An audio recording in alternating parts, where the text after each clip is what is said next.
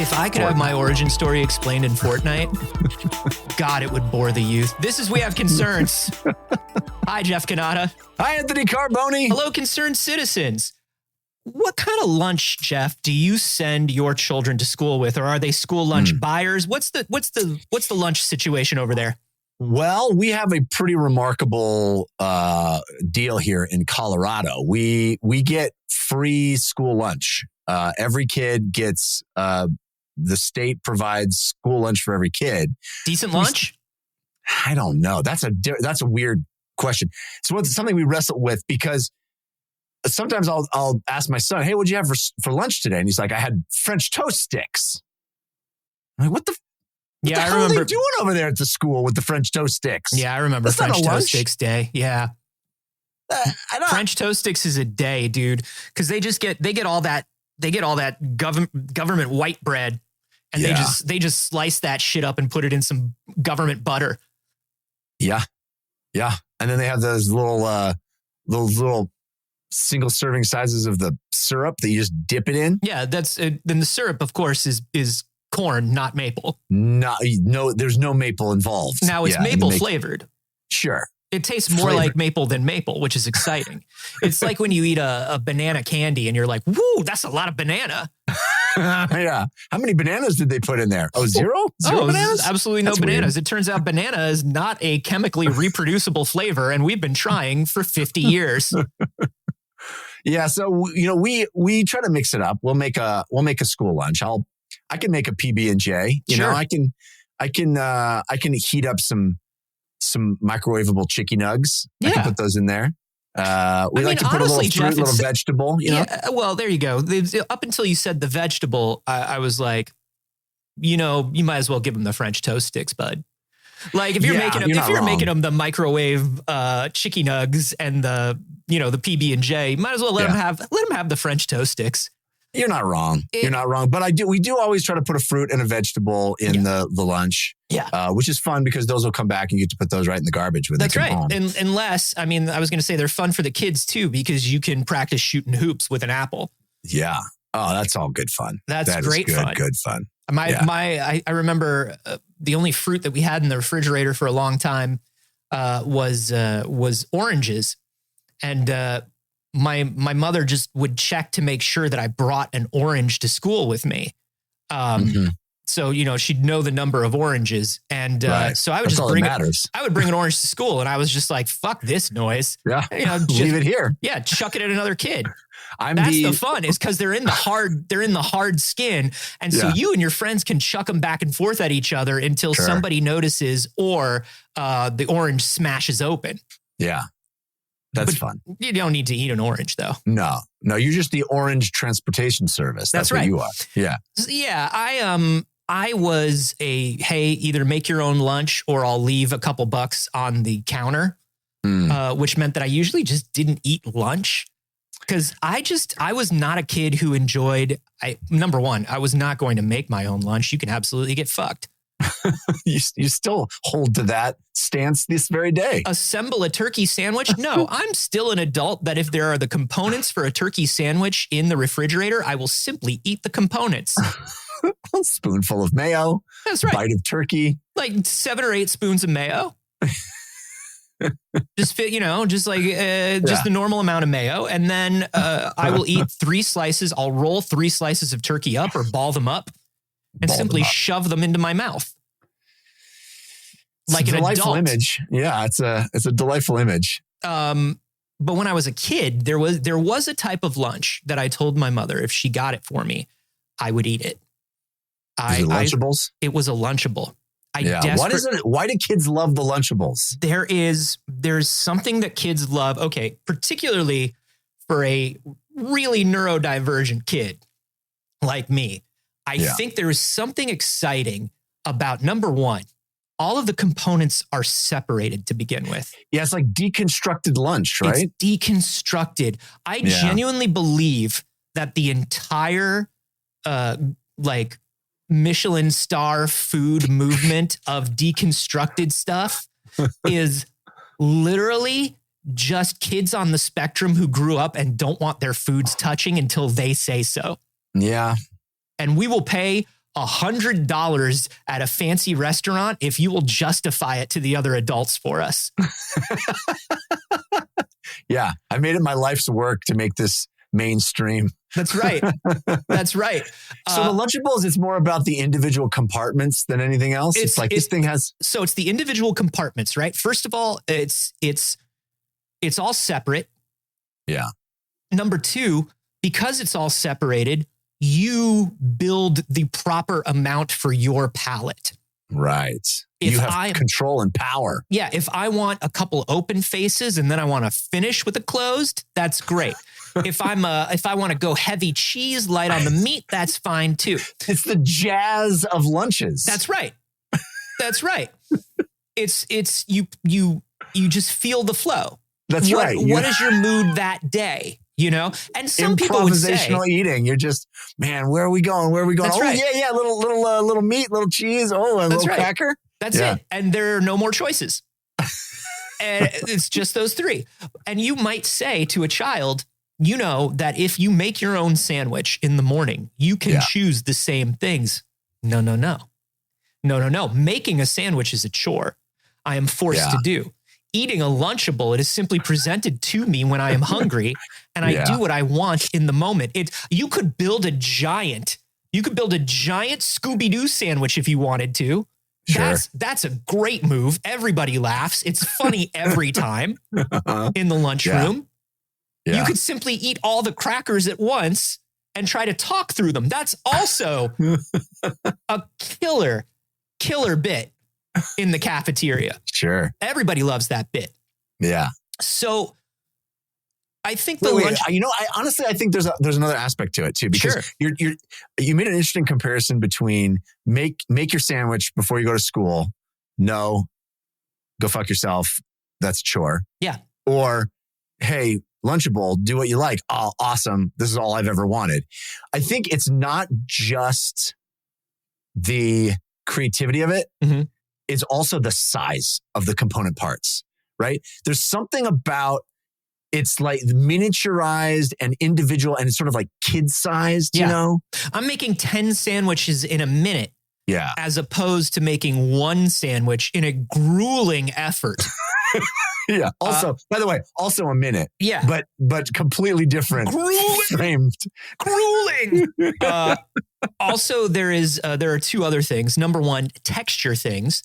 So if you are a kid who is, I only like the outside of the bread near the crust where the bread is a little chewier, or I only like the middle of the bread where it's a little softer. I don't like when the bread gets too soft. I don't like, dude, a Lunchable, like a cracker is way better than bread. I believe that. As far as like texture and mouthfeel to a child, crackers way better, dude. Yeah. And then there is a third thing, which I think I brought up on the show before, pathological demand avoidance. Sure. If you are somebody who has ADHD or autism or anything like that, the worst thing that can happen is you're about to do something and then somebody asks you if you're going to do it. Yeah. Because then you're like, fuck you. I'll never do it. That's my daughter to a T, man. I'll never do both of those. I was going to do it. And then you said something about it. And now fuck you. Cause I'm not doing it for you. Yeah. I do that for me when I want. And now I don't want to, and I won't for another week. But there's no universe where Lunchables are good for you, right? Oh, Jeffrey, what an interesting question. What an interesting and fascinating question. I wonder if I have something prepared to answer your question. Let me just check. Did I just walk right into your prompt? Let me just see what's going on here. I hate it when I do that. I hate it when I play into your hands. Yeah, that's right. Somehow Palpatine has returned. I'm going to tell you this, Jeffrey. There is an insane amount of lead. Okay, well, we don't need to show any visual, I guess. Sorry, video patrons. Anyway, Consumer Reports found that there is a huge amount of lead in Lunchables. Just a massive amount of lead. Now, all right. Yeah. I mean, I guess that's what we should be giving kids for lunch. Lead. It's a pretty cool amount of lead. Yeah. So if you're wondering how much lead is a lot of lead. I'm going to tell you this. It's 75% of the allowed amount of lead in food by the state of California. There you go. Only have one Lunchable a day and you're under the minimum. Mm-hmm. That's right. Or under the maximum, I guess. Yeah, you're right under your maximum allowable dose level of lead. So in 3.2 ounces of turkey and cheddar cracker stackers, which is like the OG. That's the OG Lunchable. That's got 75% of your daily amount of lead and 50% of your daily amount of sodium. Well, yeah, I knew there was a lot of salt in there. Oh, yeah. Listen, anything comes in a package, that package is salt. If you're wondering how that food is able to stay on the shelf, it's salt and chemicals and more salt. You really fucked up this story, Anthony, because you should have started with, hey, Jeff, guess what Lunchables have more of, lead or salt? Now, this is interesting, Jeff, because it feels like I would have said salt. Well, I think I would have. Here's the thing. So we're talking about percentages, right? I guess it's not objectively more. It's more in relation to the percentage you should have in your body. Yeah. So I guess the lead percentage is probably smaller. The lead percentage, yeah, because right now you have about like 7,412 nanograms per serving of phthalates and other heavy metals. Interesting, though, the nanogram of phthalates is eat Lunchables. That's right. That's right. I love nanograms. They're fun. I love wordplay. So here's the deal. These Lunchables are very small, Jeffrey. I don't know if you're aware of how that, like, you're probably aware of this. I was even aware as a kid. I knew I loved Lunchables, but I knew that, like, you eat a Lunchable, you're still hungry. It takes like 2 or 3 Lunchables to fill up a kit. Yeah. Yeah. Like, it's mostly packaging. Like, it's not a lot of food. It's a lot of lead, though. It's so much lead, though. That's why it feels like a lot of food when you carry it. That's why it feels so hefty in the hand. Sure. The products, the serving size of a Lunchable is 2 to 4 ounces. Okay. Now that only provides about 15% of the 1,600 daily calories that a typical 8-year-old requires. So if you think about 3 meals and a couple snacks a day, that's not enough calories in the Lunchable. It's nowhere near enough. Even if you send them with an orange and they don't throw that orange at another kid's skull. Yeah. It's not enough. It makes me wonder how much lead is in the French toast sticks. Oh, probably a lot. I would guess many lead. I'm doing a bad job of being a parent, aren't I? I mean, look, everyone is, because here's the deal. Well, that makes it better. It's everybody's buying these things. They're all lead. So here's the thing. If this one meal kit, which is only 15% of a kid's daily intake of calories, provides 75% of the safe amount of lead. Now, safe is a relative term. We've talked a lot about teaching people to be literate in terms of food labels, right? The idea that so many things are spreading these days about, this is, look at all these metals and things that are in your food. And when you look at what those metals are, it's like, no, those are nutrients. Like iron is literal iron. Like it's a literal metal. Like that's a mineral, right? But you need a certain amount of iron. You need a certain amount of calcium, right? Right. You need a certain amount of sodium. Like these things you don't want to go over, but you need a certain amount. I'm going to tell you this. There is no upside to eating lead. No? No, there's not a single one. I looked into it. I looked into it because I was like, okay, like clearly there's like lead poisoning, lead exposure. Yeah. We hear a lot about that, but like, how much lead am I eating every day? And like, how much do I need? How much do I need to eat? Yeah. Where on the food pyramid is the lead? That's right. You know? Yeah. How much should I be having some lead supplements if I'm not eating any Lunchables today? Yeah, my doctor recently prescribed me some real motherfucker vitamin D pills that I got to take once a week. I wonder if I could get the same thing about lead. Do I need to chew on a number 2 pencil every once in a while? I mean, that's the thing is now that I'm not in school, not only am I not eating Lunchables, I'm not chewing on number 2 pencils anymore. Right. Yeah. But you know what? I didn't even like to chew on the wood part. I like to chew on the metal part that holds the eraser. I used to like the feeling of that on my teeth. Oh, that hurts just thinking about it. It's like, I don't like it. No, it's got give though. But no, the wood is what has give. That's what's so pleasurable about biting into the pencil is that you sink your teeth into it. No, dude, it tastes dirty. The metal is clean. It tastes clean, and it tastes like when you bite it and you see that you've reshaped the metal. It really feels like something. You feel like the Iron Giant. Sure. You know, like I'm a robot and I got to eat metal to live. It was great. We don't. It turns out we're not part Iron Giant, right? Because we don't need metal to live. We need lead, iron. At least. Yeah. So in that way, we're kind of like iron regulars as opposed to giants. We're iron littles. Iron mid-size. Yeah, iron standards is what we call ourselves.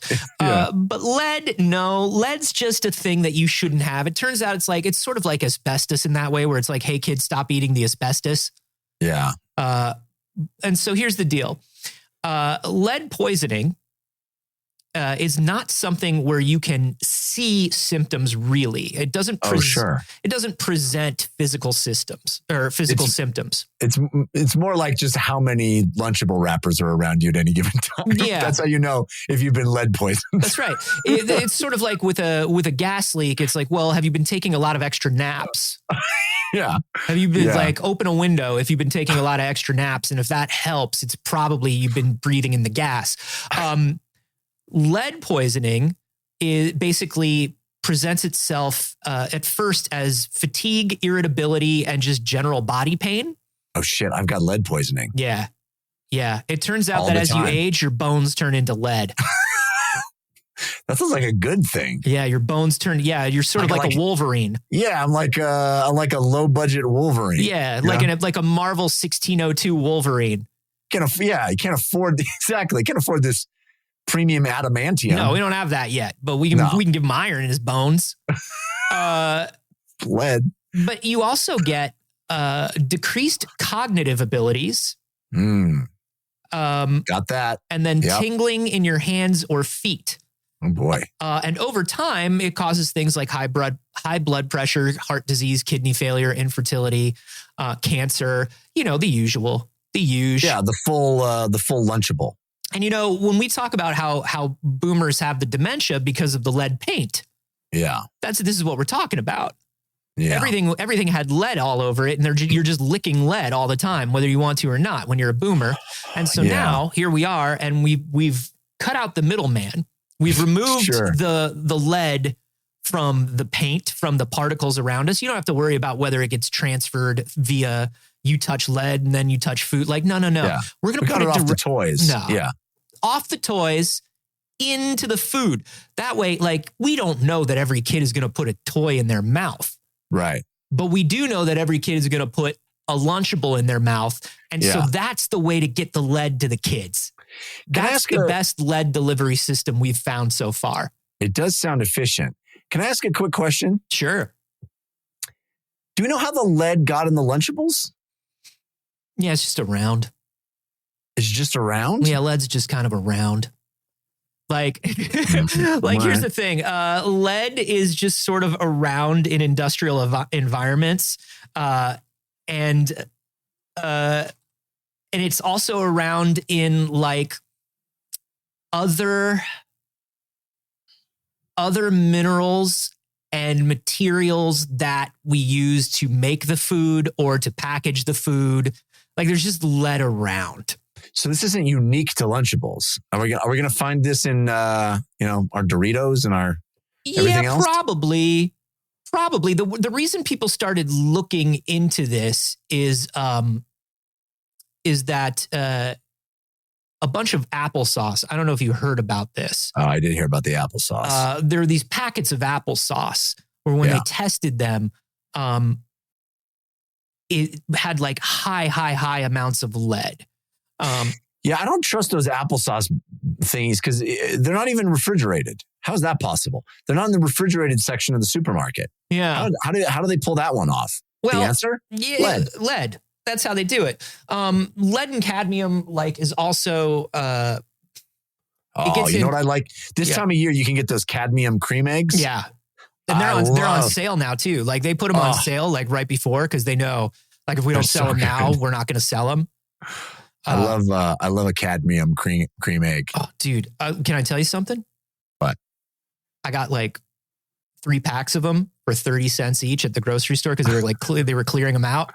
Yeah. They're sitting in, I forgot about them too. They're sitting in my pantry. And now the whole time we're doing this, I'm just going to be thinking about these cream eggs. They're so good. They're so good, dude. The only thing that sucks about a cadmium cream egg is that talking about eating metal, the foil wrapping will fuse to the side of a cream egg. And then at a certain point, I get so frustrated trying to peel it off that I'm like, fuck it, I'll just eat the whole damn thing. No, if you get a little bit of an aluminum wrapper in your tum-tum, that's just the way it goes. Right. That's just the way it goes. You can't make an omelet, you know what I'm saying? That's right, without a little cadmium. So, so the main route, because you're wondering, is when I say it's just around and it's part of the process. First of all, it's contaminated water and soil. That's the start, right? There are pollutants and things like that we've been pushing into the earth for years and years and years that have increased the lead content of our water and soil. Right there in the Lunchable fields where they grow Lunchables. Mm-hmm. The bologna trees. Yeah. Yeah. And the cracker farms. That's right. Yeah. Let me tell you something. I grew up in the South. There are a lot of cracker farms. And those people, oh boy. Oh boy. Yeah. You hate to run into them at the gas station. They also sort of get into these other foods through we're saying through soil and water. They also, because of the industrialized nature of farming and farming machinery and things like that, some of these particles can get into the air through a lot of these machines that are out in the fields. They're running on gasoline. They're running on fuels. They're running on, then we're using a lot of pesticides and things like that on the crops that get a bunch of this stuff on. We got to switch over to unleaded fuels, I guess. Huh? Yeah, we got to do it at some point. The main thing is the direct application of pesticides, fertilizers, and then as sewage sludge disposal, like the ooze in the Teenage Mutant Ninja Turtles. Right. It's a bit like the ooze. None of these Lunchable kids are getting superpowers at all. No, here's the thing. Consumer Reports didn't test for that. So it's what's the good side? Yeah. Do you know what I mean? Yeah. What's the other side of this? What's the cool part? Yes, I understand. So we're poisoning our kids. They can't feel their fingers and toes. Yeah. They get lightheaded. Mm-hmm. They have a high blood pressure. Yeah. Yes, of course. But did they meet an enormous rat who maybe taught them the skills of a ninja? Yeah. Did that happen?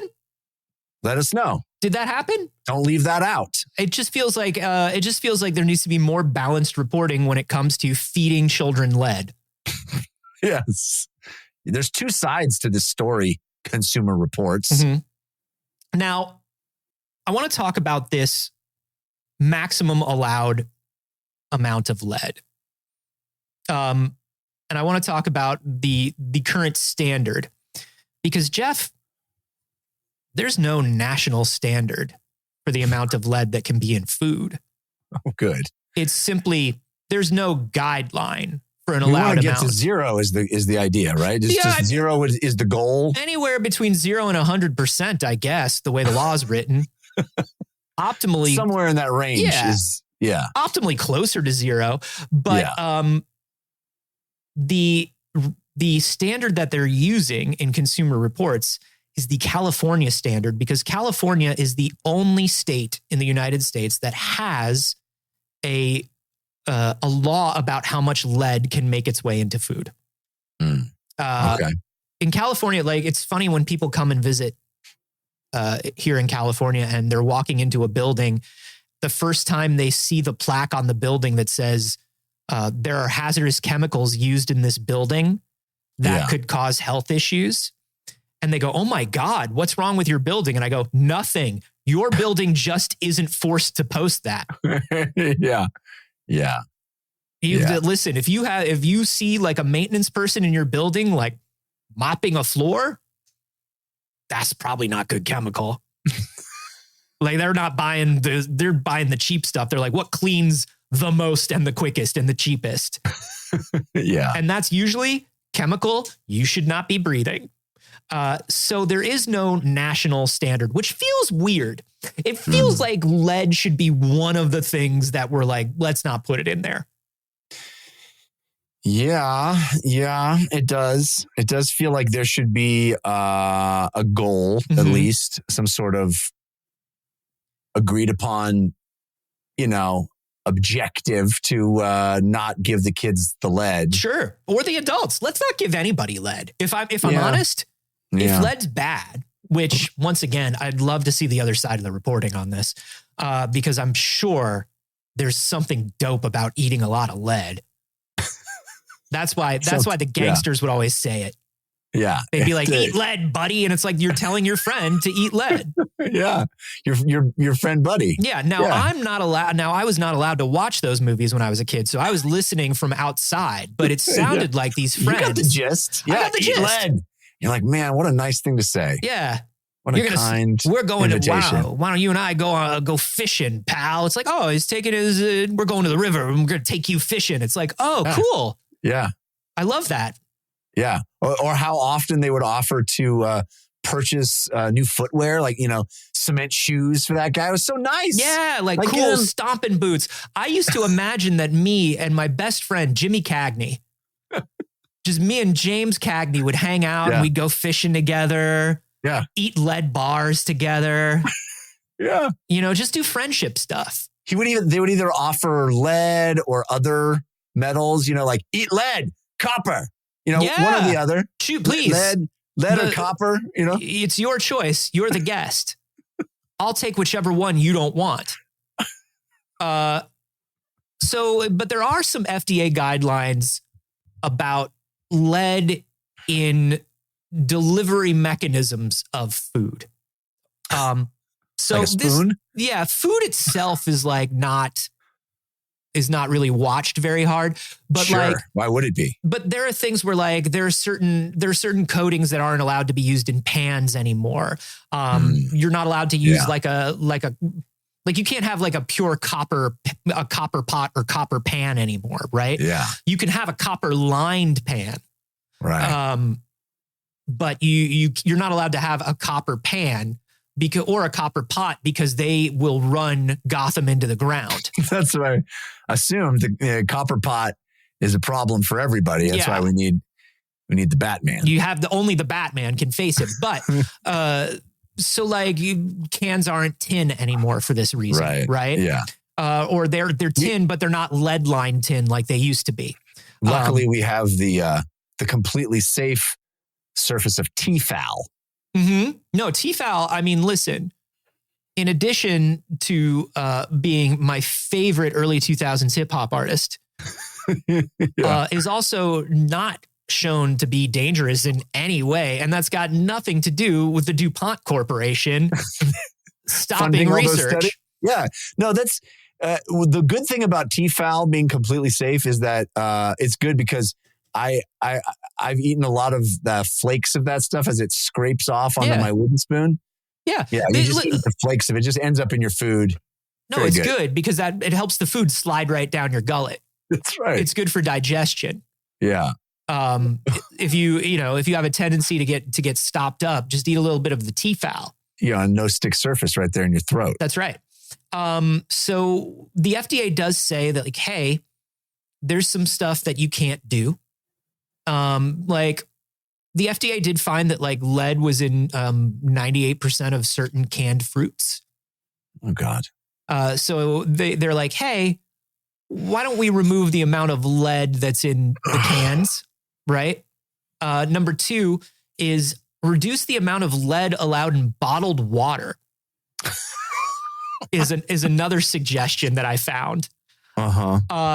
Sure. Jeff, 5 parts per billion of bottled water is allowed to be lead. Now, 5 parts allowed to be. All right. Yeah, 5 parts per billion. I mean, that's enough that if you believed in homeopathy, I would laugh at you. Do you know what I mean? Like if you tell me, oh, I put 5 parts per billion of the thing in water and it builds up my natural immunity to it, right? So like a homeopath will tell you that by 5 parts per billion of lead being in our water, we're building up our immunity to lead. Yeah. Like, and you'd be like, that's ridiculous. Don't do that. But it's also probably not going to hurt you. So I'm not going to. But it turns out 5 parts per billion, not great. The American Academy of Pediatrics says like, hey, if that's going to be safe, it should really only be like 1 billionth, which also to me, Jeff, scares the shit out of me. Because so that's 1 part per billion. 1 part per billion is what the American Academy of Pediatrics says should be in bottled water to not be dangerous to children. Jeff, which tells my scared brain that if even 1 billionth of my water is lead, I'm fucked. I'm fucked, dude. I just thank God I use Does this Brita do it? I don't know if it does. There's no way to know. There's no way it does. Although it's supposed to get the microplastics, but have we been getting the lead too? Probably, right? Lead's probably the first one they made a filter for. I feel like you get the lead before you get the microplastics. For sure, right? In the filtering process. You gotta. Yeah. You gotta. It's like you're going to get bits of lead before you get bits of Tefal. I would hope. It is weird though that on the Avion packaging, it's got the beautiful bubbling spring and the waterfall and the fresh glowing gorgeous little river there, and then the pieces of rebar. That was weird, but I feel like at least it's honest. I understand. It's weird, but it makes sense now. Yeah, and I respect them. I respect them for being truthful, as all bottled water companies are about where their water comes from and how pure it is. Yeah. Because once again, there are so many good laws that make sure that nobody can lie about what's in bottled water in the United States. So we're perfectly safe. Dasani is definitely not just tap water that they put through a filter. Here's the third one, Jeff. Here's the third big one that the EPA says. Hit me with the third big one. The EDF says, hey, do you know what, which of course the EDF is the Earth Defense Force. One of my favorite series of video games where people fight giant bugs. Yeah. Well, it's nice that they're also branching out into lead. Yeah. Well, they're often telling the bugs to eat lead. That's true. Which is why I was like, are they friends with these bugs? The Environmental Defense Fund says that we're also adding brass and bronze in equipment that's used to dispense water or brew tea and coffee. And that can be leaching into beverages. We've moved into the Bronze Age. That's fun. Isn't that exciting for us? That is. So yeah, there's a lot of lead in things, dude. Here's why this story sucks. Because it started out as a Lunchables story. Yeah. And I felt like, hey, that's cool. I don't even buy Lunchables for my kids. I'm fine. I don't eat it. Yeah, we'll just stop buying Lunchables. Yeah, done and done. I can just tell my kid, no, we don't do it because it's actually very bad for you. And I'm going to make you a sandwich. And then like lead, the story leached into other things in my life that I care about. That's right. Think about that. And remember, Jeff, that this is just what's in the food. So if a kid is getting 50% of sodium and 75% of lead in their lunch, that only gives them 25% lead left from environment, right? And you would hope that there's more lead in the environment than in food. And you would hope that the lead is kept to certain parts of the environment, but how, like, really, come on. So that's kind of frightening. The other thing that's kind of frightening is like, the other thing that's frightening is, of course, the phthalates that I talked about earlier. Phthalates are a Greek philosopher. Yeah. They're basically like, they're things that are mostly added to plastics to increase their flexibility. Sure. Phthalates are added to plastics that make plastics more durable. They make them more transparent. They make them flexible. They turn plastics into cooler, better plastic. But they're also just another terrible thing that worms its way into our food, right? So the phthalates, we would assume, come from all of that very good separative packaging that I loved as a kid. Yeah. Like it just comes in plastic and then it's got plastic wrap on the top of it. And it's just plastic all the way down. But I poked holes before I put it into the microwave. Yeah. So those holes are where the phthalates leave the system, right? They just go right out of the microwavable meal and into the air, and they're dissipated. And microwaves are they're sterilizers, so they're very clean. Yeah. The microwaves clean all of the bad things out of the plastic. Yeah. Through science. I would understand if all of the bad plasticky phthalates get into my food if I don't poke the holes with my fork. Right, because then where do they vent to? But I poked the holes. Yeah. In fact, I poked a lot of holes. Yeah. More than they said to. More than they said. Because I'm responsible. Yeah. Phthalates are also known as good as they are for plastic, they are proportionally bad for children. They're endocrine disruptors. Oh God, we need endocrines though. You need the endocrines. Yeah, you got like a growing kid needs endocrines. Like it sounds like a joke, but it's true. It basically like they mimic or interfere with hormones in the body, which can cause obesity, diabetes, cardiovascular disease, cancers, reproductive problems, all kinds of stuff. And so, they have high levels in basically all packaged foods. There's about... Well, that's good. I'm glad I don't get any of my food in packages. No, I would never. I go right out into the earth, the iron-soaked earth, where I pick my oranges and carefully see if they're ripe before throwing them at neighborhood children, and pegging them as hard as I can. So you've got about 7,412 nanograms per serving in lunch kits. For comparison, they'll go anywhere from 0 to 53,000 nanograms per serving in bottled drinks, prepared meals, and fast foods. Sounds like too much. Now, it sounds like a lot. How many nanograms in a banana? Or as I like to call them, banana nanograms. It's fun. It is. It's fun. And it makes you worry less about the inevitable endocrine issues. Yeah. Well, but if you get said fruit from your Nana, then of course it would be Nana's banana nanograms. That's right.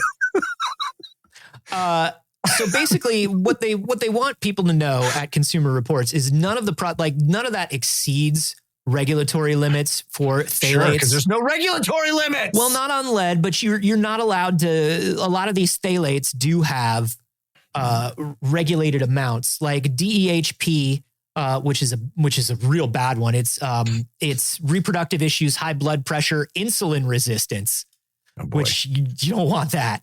No. DEHP was at levels far below those set by regulators. So that's not it's hard to say which one of them's worse than the other is what I'm saying. And it's a very depressing day for me, Anthony, Well, with my love of eating, especially stuff that comes in packages. Buddy, everything I eat is prepackaged. I'm just like, what am I doing? I live in a city. Sometimes I get produce from the store that isn't prepackaged, but then I stick it in those plastic bags they give me. That's right. Yeah. I don't know. Yeah. Are we leaching? Is the leaching happening? This makes me think of something I had read and I was just talking to a doctor friend of mine about this huge uptick in recent years of cancer in people under 40. Mm-hmm. There's like a massive uptick in morbidity rates for said cancer in people under 40. Yeah. And I feel like, again, I don't want to be one of those podcasts where it's like, well, I got a feeling that I don't want to go down the road of, inferring things that aren't actually measurable, mm-hmm. but it's hard to see a world in which all of the causal repercussions of these things is even knowable. Like we will ever find causal relationships between some of the stuff we put in our body and some of the things on the back end that happen to young people, to otherwise healthy people. Like I just don't think it's knowable. We can even follow that trail, can we? Yeah. I mean, we absolutely can, because if these are not naturally occurring substances in the human body, not in a large amount or even a particularly traceable amount. Usually these are man-made substances that wind up inside our body. So if we look at people with high levels of these substances and we find commonality of symptoms, diseases, things like that, of course we can figure out what's causing it. That's how we found out in the first place. But more to your fear, I think, is the idea of how longitudinal studies like this need to be before we can be sure, right? We don't want to grab too small a sample size or do too short a time period of a study. So these are things that these substances have become more and more used, in honestly recent lifetime. And so really within a single human lifetime. And so the idea that we even begin studying them usually comes years later, right? Because it comes from going back to the unknowable, right? When we create a new one of these substances, a new type of substance that packages things, that coats things, that, whatever it is.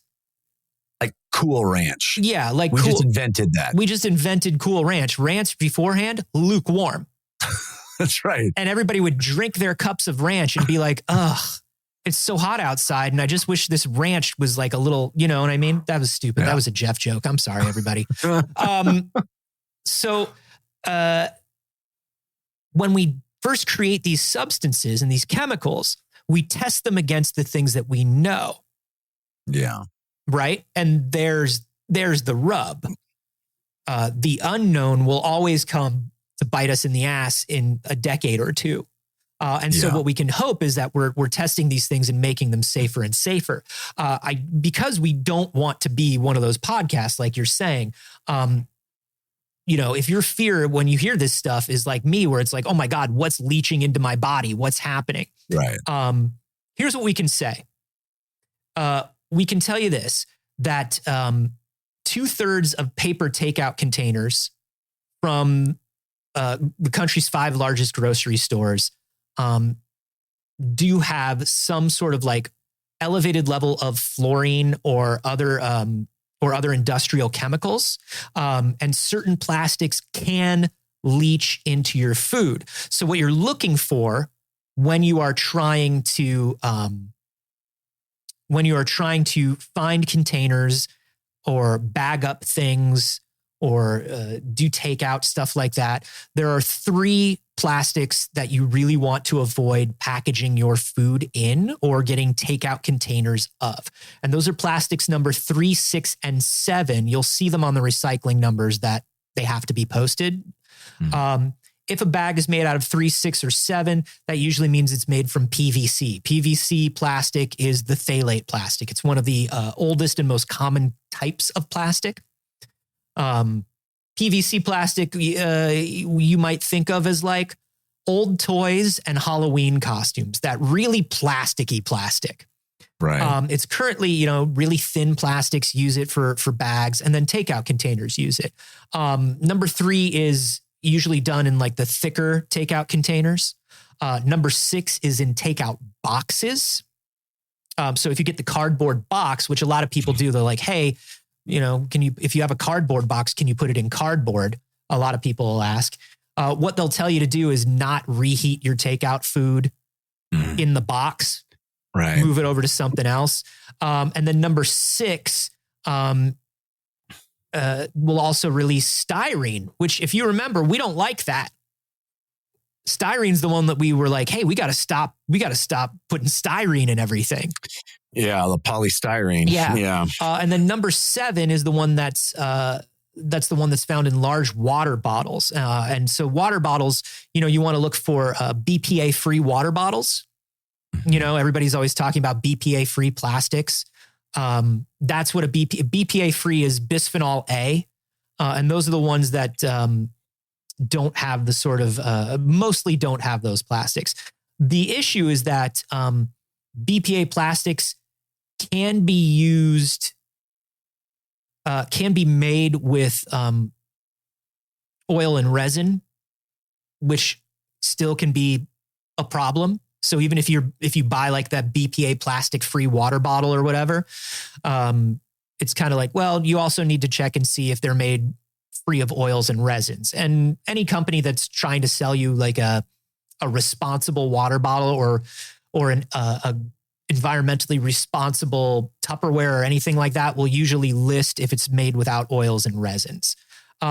This is just another one of those things where it's like, God damn it, now I got to think even more about stuff. It's so depressing. It's so depressing. It feels impossible. Yeah. It feels like an insurmountable challenge because it's everywhere. It's in everything. It's all the time. Mm-hmm. Even the stuff it's not in, you put that stuff in the thing it's in. Yeah. The safest thing right now is to not eat anything. The safest thing right now is to find out how to get your energy through photosynthesis if possible. That would be awesome. Oh, it would be amazing. They say like bioplastics are the safest things right now. Any place that says like we make our takeout cases out of like potato-based or corn-based plastics, Yeah. That's the safest thing. Saying put your food in other food. Put your food in other food. That's why the most environmentally conscious meal you can eat, and I've been saying it for years, soup in a bread bowl. Soup in a bread bowl. It's the only thing you should be eating. It's the only way to not eat lead. Dude, the only two things you should be eating, soup in a bread bowl and Gorp-filled apples. Once again, Jeff, the Gorp-filled apple. It will save us all. It's the perfect treat. I've been saying it. You have. I've been expounding it You've for been years. Consistent on this point. You have. Yes. Listen, the Gorp apple. It's the only way to save our nation's youth. Give them Gorp apples. Give them Gorp apples. They also.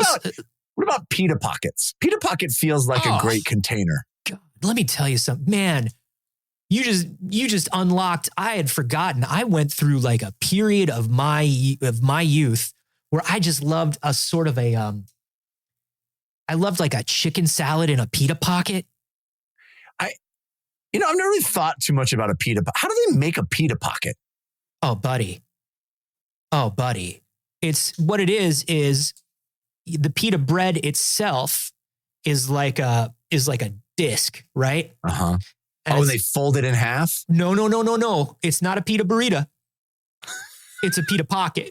Yeah. And so what they do is because it's like this disc of kind of like, it's got like the bubbles and stuff on it. Like it's a flat bread. What they do is it's a thick enough bread where they cut it in half and then you just put a knife through the center. Mm. You put a knife through the center. Not all the way. Not all the way. You just cut down into the pita a little bit and you separate it. So imagine what goddamn genius thought of that? Dude, some absolute bro, somebody who is just looking out for all of us, you know, some absolute gender neutral Chad who just was fucking like, we just gotta figure out North Star of food. You know what I mean? Yeah, just like, I'm going to figure out the best, easiest food delivery system. Yeah. How do we get like, and it's fun too. A pita pocket is more fun than a traditional sandwich. It's true. It's great fun. Dude, it's so fun. You honestly, you shove any kind of your salad into it, like an egg salad, a chicken salad. Put anything in a pita pocket. You can put anything in a pita pocket. Yeah. Some cheese. I don't care. Put it in there. Put it in there, dude. Even you know what? A sweet pita pocket's not bad. You can make like a cinnamon sugar butter pita pocket. I'll eat that. I'll eat that right now. Yeah, who wouldn't? Yeah. Who wouldn't eat that? So they also say, you know, some of the other stuff that you want to do, plastic wrap produce, the thing that I was worried about. Honestly, like if you put it in the bag and you take it home and you take it out of the bag and you wash it and you put it in, you know, a glass container, which they say all your containers should be glass, which I'm just like, come on, man. I can't. It's like, come on. I can't. All my containers are going to be glass. Come on. It's not going to happen. I can't. How frequently I drop things in my house. Dude. No, and then not just you, like I too am a clumsy idiot. I'm an oaf, a buffoon. You have children, the buffoons of people. They are nature's buffoons. They literally don't know how to use their limbs. That's right. Yes. They have no proprioception. They're like, well, I know where this limb is because I'm looking at it. Yeah. Where's my other limb? Where's the other limb? It's just going like this half the time. Right. It's just flapping around. They know they want the thing in the container though. Yeah. They know they want that. That's right. Maybe they'll put it in the flappy around arm. Who knows? And then it'll end up on the floor in shards of glass. Maybe it's up high. And if they just keep tapping at it. Oh, you should see my children climb the refrigerator. Dude, ridiculous. They will climb into the refrigerator to get to the top shelf item. Well, don't laugh at that. I mean, that did save Indiana Jones's life. And once again, do you know why it saved Indiana Jones's life? That refrigerator was lead lined. And that's what Consumer Reports is not telling you. The other side of the story. We're looking for the other side of the story. And here it is. How many of us could have been saved like Indiana Jones? That's right. That's right. Think about it. But yeah, they say everything in glass. Everything in glass. And then like, of course, they tell you to go buy your produce at the farmer's market because of the lowering of the market lobby is influencing these studies. Dude, I'm so tired of big farmers market trying to make our lives harder. It's so true. Big farmers market just they want to cut out the convenience. Yeah. They want to cut out the costs to the farmers. So big farmer can make more of the money. They want to sell me fresh cut flowers. Get fucked. Come on. Get absolutely fucked. They don't even come with the little containers of chemicals that turn the flowers pretty colors and keep them alive. That's right. It's bullshit flower value. They do that so you'll have to come back to them and get more fresh flowers. Bullshit. Sick of big farmers market. No, farmers are going on my list. Yeah. They're going on my list right after fucking astronauts and gymnasts. You know who controls big, you know what the big farmers market is controlling most? Say it, dude. Small farmers markets. Big farmers market controls small farmers markets. And those small farmers markets are doing the street level crimes. That's right. And then you can arrest 50 farmers at 50 farmers markets and you still won't get big farmer. They're above the law. Yeah. They're above the law. We call that guy Old McDonald. That's right. His last name, Copperpot. He had a farm. McDonald Copperpot. And if the police won't do anything about him, maybe the Batman will. The Batman on this case. Other things you should look out for. Very cool. coffee shops, basically any cup they serve you coffee in, don't drink coffee out of those cups. Buy your coffee and then just pour it right onto the ground. That's the safest way to do it. Just don't they hand you the coffee, get the smell of it, get the smell of your, get that aroma of your chai and just be like, man, because I love the ritual of it in the morning and it's fun to do, but then immediately dump it out. You do the drive-through and you sniff it and just toss it right out the window. Yeah. Right back at them. Right back in their face. That's right. Every morning. Thank you. Yeah. And they're just call that a tip. Mm-hmm. And they say, all right, thank you. All right, Steve, see you tomorrow. And you're like, see you. Anthony, they say to bring your own tumbler to the coffee shop, but here's something that's interesting. Number one, Batman mobile. Yeah, you should bring a government built military grade vehicle through that drive-through. So when you toss that coffee right back on their face, there's nothing they can do because you've just driven up the wall. 6 inches of armor plating between you and your barista. That's right. Bringing the tumbler. Okay, I don't mind. Okay, I can tell you this as an ex-barista, I don't mind when you bring the tumbler. It's no tougher for me. It adds no additional work. Bring your own tumbler. I think that's great. One of the issues these days is a lot of communities post-COVID do not allow customers to bring their own tumblers, cups, mugs into a restaurant because they don't know if, the restaurant doesn't know. You're bringing the lead in with you. You're bringing the lead and possible contaminants. What if you're sick? Yeah. That sort of thing. People are just unwilling to misspell their own names on their own cups. I'll do it. Yeah. I'll misspell my own name every day. And I don't think I have the lead poisoning. So it's tougher to do. And then also it's one of those things where, well, what if I'm out and I want the little treat and I don't have it with me? And I know these are like little whiny baby things, right? But also I'm a little whiny baby. Sure. Yeah. There's that. Like, let's get down to brass tacks. We're all little whiny without so much brass in them. Right. Like no brass or copper tax. Let's get down to the stainless steel tax. the potato sourced farmers market tax. That's right. Let's get down to biotax. Most of us are little whiny babies. Yeah. And all of these little things that we bring up all the time are basically us just, all we're saying to ourselves and to others is, but I can't be perfect 100% of the time. Right. And that doesn't come from a selfishness. In this particular case, it doesn't come from a selfishness. In some cases it does.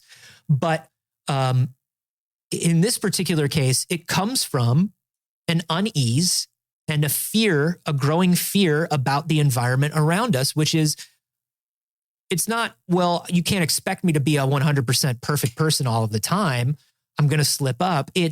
I can't be a 100% perfect person for myself or the people around me at all times. How much damage am I doing to them if I don't buy glass containers, if I don't bring my own tumbler to the coffee shop? Right. Like, is everything I enjoy and everything that my kids enjoy? Because listen, Lunchables, let's be honest, even everybody knew that Lunchables should not be an everyday food. Sure. Lunchables are a little treat. Right.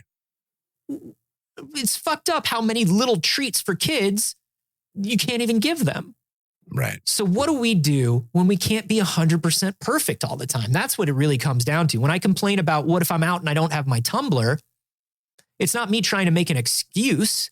It's just me going like, so every time I'm out without my tumbler or I'm out without my own shopping bag, I'm literally murdering myself. And I don't think it's, Well, that's my solution here.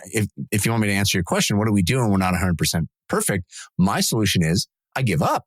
Yeah, just end it. I just give right up, because I'll tell you, here we have concerns. We expect pretty much every story is going to change lives. We're here. We're taking away. We're thinking about these stories. We're moving through our lives. We've got more information than we ever had before. We're empowered by those two very attractive fellas from the podcast who told us about the thing. Yes. And now we're armed with new information. We can change our lives. We can improve our behavior on a number of levels. Mm-hmm. And then here I am in this episode going, you know what I'm going to do? I'm going to ignore all of this. I'm not going to let it change my life one bit. I'm just going to go la, la, la, la, la, la, la, la, la, with my fingers in my ears because this hurts and it feels impossible. Yes. And I don't know how to deal with it. And it feels like there's only wrong answers to everything that I get brings me joy or eases my life in any way. Yeah. So we honestly believe that it's okay to simply lie down. Wherever you are right now, like if you're listening, like God forbid you're listening in a grocery store right now. We're so sorry. Like if you're on your headphones in a grocery store right now, and at least one of you is, we're so sorry. Yeah, there's at least one of you who is listening to this in a grocery store. And if you are, we apologize, but also email us, let us know. Yeah. And just also, you can just lie down. Just lie down. Just lie down right in the middle of the grocery store. And if somebody asks you why, just hand them one of your earbuds. Yeah. Just tell them two perfectly standard white guys with a podcast said it's okay to break social norms. And they'll be yes. Yeah. That happens a lot. Yeah. Yeah. They'll do that. They'll do that. You might wonder, Jeff, since you are involved with the school lunch program. Yeah. First of all, people are going to listen to the end of that. And we just put the button on that saying that what you should do is just lie down and give up. And we want you to know, there's no other advice coming after this. Yeah. You can stop the podcast now. You might think that we did the bit and then we're going to tell you, hey, you just got to do what feels the best for you. You got to try, do your best without putting yourself in a place of emotional distress. Make small changes to your life that can make you a little bit healthier because there's no way that you can ever make the life or the environment 100% safe for anyone. And that way lies madness. But what we're actually going to say is just fucking lie down and give up. Stay there. Stay lied down. Just shh. Yeah. Baby. Close your eyes. La, la, la, la. Sweet. Let it wash over you. Just lay down. It's over. Mm-hmm. You might be wondering about school lunch. Yeah. In all of this. Sticks. In all of this. The French toast sticks of it all. Right. Jeff, you might be interested to learn that the school lunch, you might be making the best decision.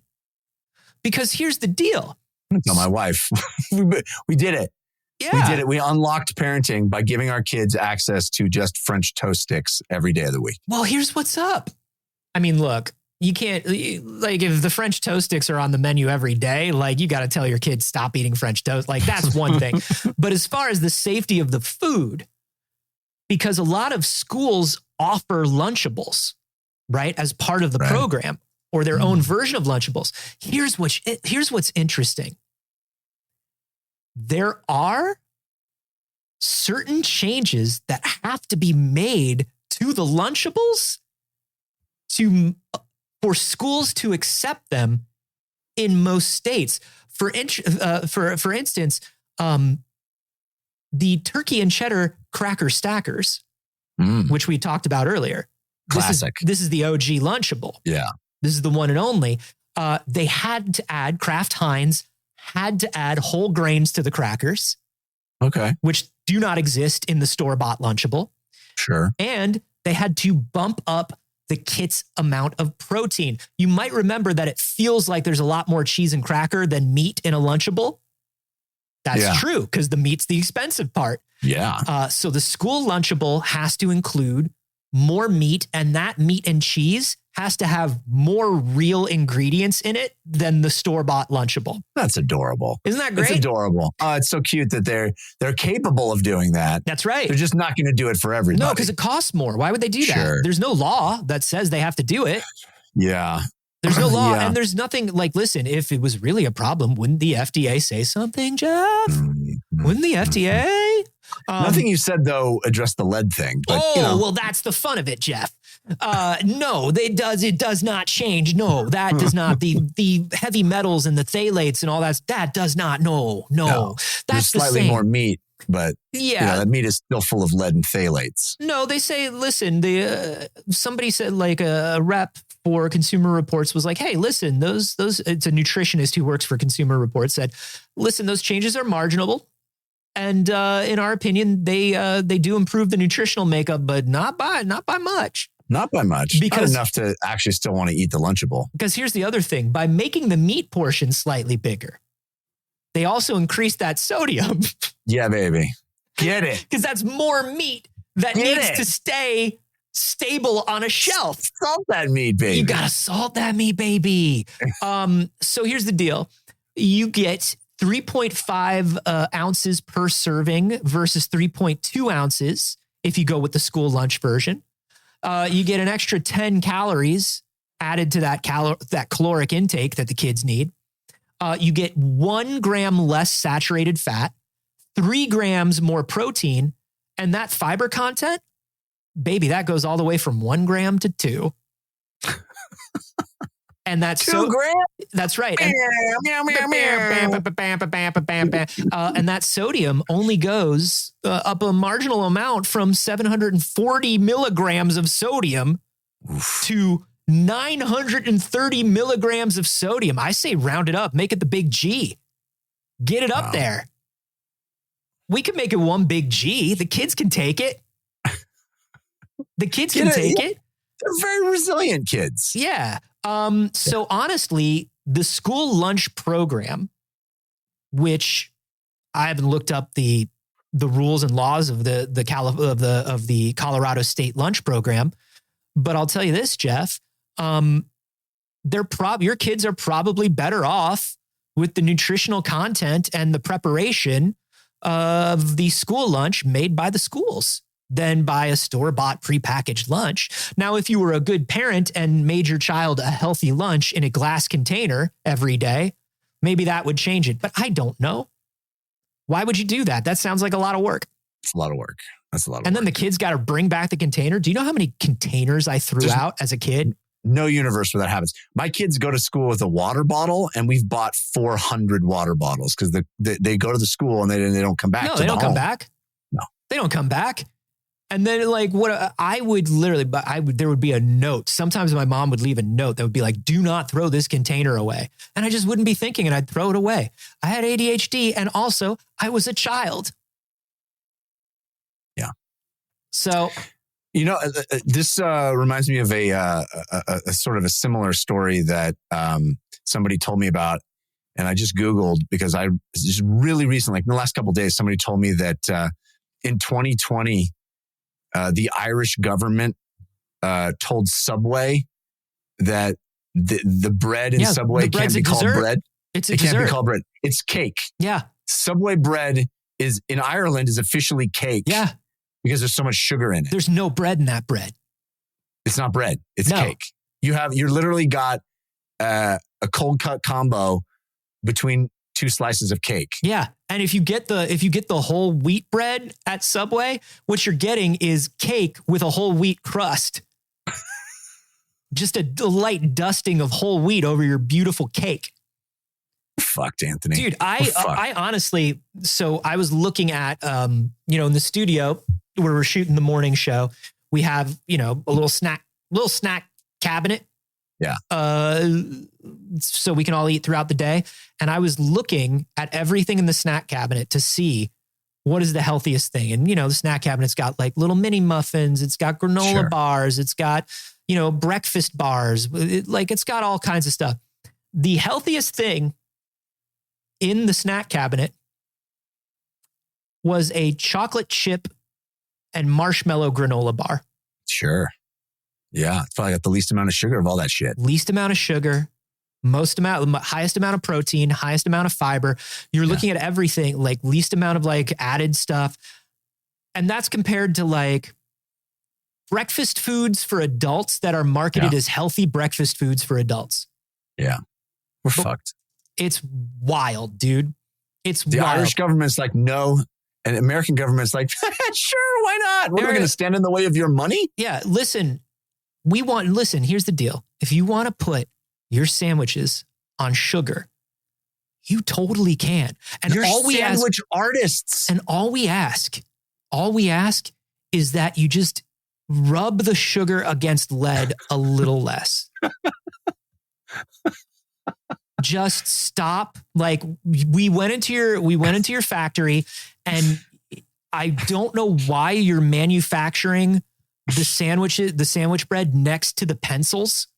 Sure. But if you could cheapest way to do it. Yeah, I understand. Like, listen, we're all for cutting costs here. You got to make a profit. You got to compete with Big Pharma.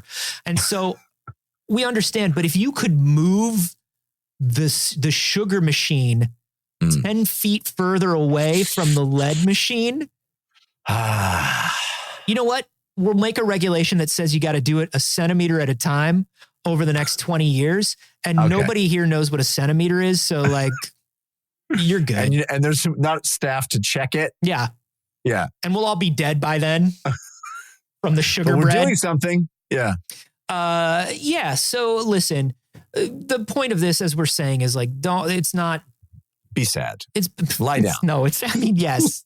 But after you have yourself a nice little lie down, count to 3, get up off the ground, and just make the small decisions that you know you can to make your life better. And once again, we keep saying it, check into your local laws and like literally like just get involved on a local level and vote for people who want to fix things and talk to local reps and see if they will fix things. And if that sounds like a lot of work, it is. So just try to buy a glass container. Yeah. One. Just try to buy one. Yeah. And then eat the rest of the stuff out of pita pockets. Dude, if we can move to an all pita storage system. Yeah. I've got a great idea. I've replaced, listen, this might be the best idea I've had since the tube rudder. And if you want to know what that is, you better be a patron. You better be a patron because only patrons get to know my $1 million ideas. You head to patreon.com/wehaveconcerns. And for just $1 a month, you get access to our Discord where we find all kinds of wonderful things, including suggestions from you for stories to cover on the show. But also people are recommended movies and games to each other. We're talking about stuff. We're talking about books that we've read. It's a great little community we got over there. So fun. And you can be a part of it and help this show continue by visiting patreon.com/wehaveconcerns. I'm just going to start eating actual glass. It's the safest thing. Like a magician.